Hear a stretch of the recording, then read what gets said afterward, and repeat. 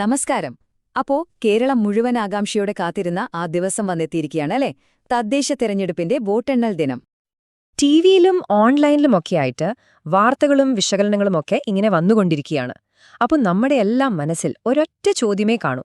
ശരിക്കും ഏറ്റവും കൃത്യമായിട്ടുള്ള, ഏറ്റവും വേഗത്തിലുള്ള റിസൾട്ട് എവിടെ കിട്ടും?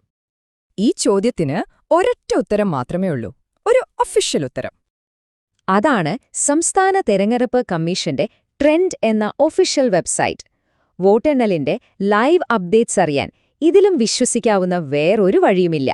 ഇതാണ് ഏറ്റവും ആധികാരികമായ മാർഗം.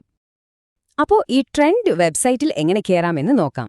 നിങ്ങൾക്ക് ഈ അഡ്രസ്സുകൾ ഉപയോഗിക്കാം: trend.sec.kerala.gov.in, പിന്നെ trend.kerala.nic.in, അല്ലെങ്കിൽ lbtrend.kerala.gov.in. ഇതിൽ ഏതിൽ കയറിയാലും ഒരേ സ്ഥലത്തേക്കാണ് എത്തുന്നത്. ശരി, വെബ്സൈറ്റിൽ കയറി. ഇനിയിപ്പോ നമുക്ക് വേണ്ട വിവരങ്ങൾ എങ്ങനെ കൃത്യമായി ഇതിൽ നിന്ന് കണ്ടുപിടിക്കാം? നമുക്കതൊന്ന് നോക്കാം, അല്ലേ? രാവിലെ 8 മണിക്ക് വോട്ടെണ്ണൽ തുടങ്ങുമല്ലോ. തന്നെ ആദ്യത്തെ ട്രെൻഡുകൾ വന്നു തുടങ്ങും. ഏകദേശം ഒരു 8:30 ആവുമ്പോഴേക്കും ഈ ട്രെൻഡ് സൈറ്റിൽ അത് അപ്ഡേറ്റ് ആവും. അപ്പോൾ ആദ്യം തന്നെ നമുക്ക് കേരളത്തിലെ മൊത്തത്തിലുള്ള ഒരു ചിത്രം ഒറ്റയടിക്ക് കാണാൻ പറ്റും. ആ മൊത്തം കണക്കിന് തൊട്ടു താഴെയായിട്ട് തന്നെ ഓരോ ജില്ലയിലും എന്താണ് ലീഡ് നില എന്ന് കാണാൻ പറ്റും. അപ്പോൾ നിങ്ങളുടെ സ്വന്തം ജില്ലയിലെ കാര്യം എന്താണെന്ന് അറിയാൻ വേറെ എങ്ങോട്ടും പോകണ്ട, വളരെ പെട്ടെന്ന് മനസ്സിലാക്കാം. ഇനി കുറച്ചുകൂടി ഡീറ്റെയിൽ ആയിട്ട് അറിയണമെന്നാണെങ്കിൽ, അതായത് ഗ്രാമപഞ്ചായത്ത്, ബ്ലോക്ക് പഞ്ചായത്ത്, ജില്ലാ പഞ്ചായത്ത്, മുനിസിപ്പാലിറ്റി, കോർപ്പറേഷൻ, ഇങ്ങനെ തരംതിരിച്ച് റിസൾട്ട്സ് നോക്കാനുള്ള ഓപ്ഷനും ഈ സൈറ്റിലുണ്ട്.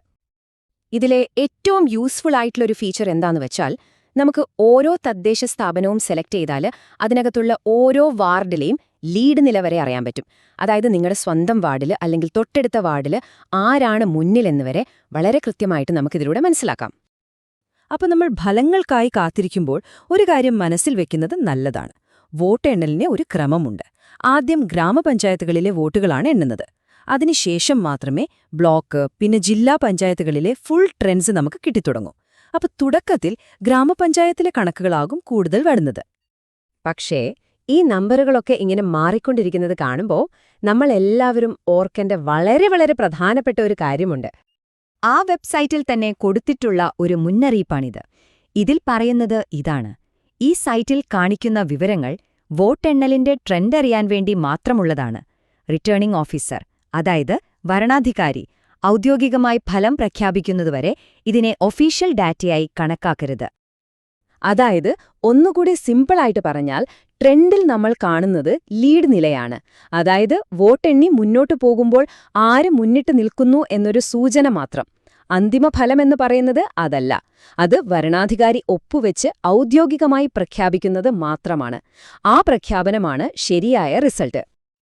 അപ്പോ ഈ ദിവസം മുഴുവൻ ഫലങ്ങൾ ഇങ്ങനെ മാറി മറിയുന്നത് കണ്ടുകൊണ്ടിരിക്കുമ്പോൾ നമ്മൾ എന്താണ് മനസ്സിൽ വെക്കേണ്ട പ്രധാന കാര്യം?